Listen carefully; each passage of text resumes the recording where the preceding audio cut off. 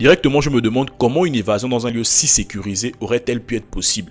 Et même si c'était le cas, pourquoi n'avoir rien communiqué à la famille dès le départ? Pourquoi avoir laissé la situation dégénérer à ce point? C'est qu'il y a des choses qu'on cache. Et comme vous pouvez l'imaginer, cette réponse des autorités n'a rassuré personne. Au contraire, les représentants de l'église du Cameroun, les partis politiques, les associations de défense des droits de l'homme ont monté eux-mêmes leur propre commission d'enquête indépendante pour trouver des réponses sur cette affaire. Les familles, quant à elles, ont déposé une plainte au tribunal militaire de Douala contre les responsables du commandement opérationnel. Elles avaient pour principal avocat Maître Jean de Dieu Momo, qui est l'actuel ministre de la Justice du Cameroun.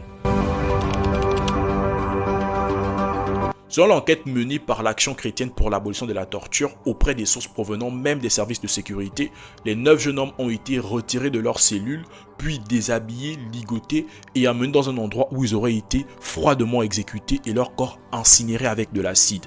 Une version des faits très choquante, très cruelle. Selon une autre version beaucoup répandue et aussi choquante que l'autre, les 9 jeunes hommes auraient été exécutés à la place de criminels de grand chemin qui auraient versé 60 millions de francs CFA à des agents corrompus.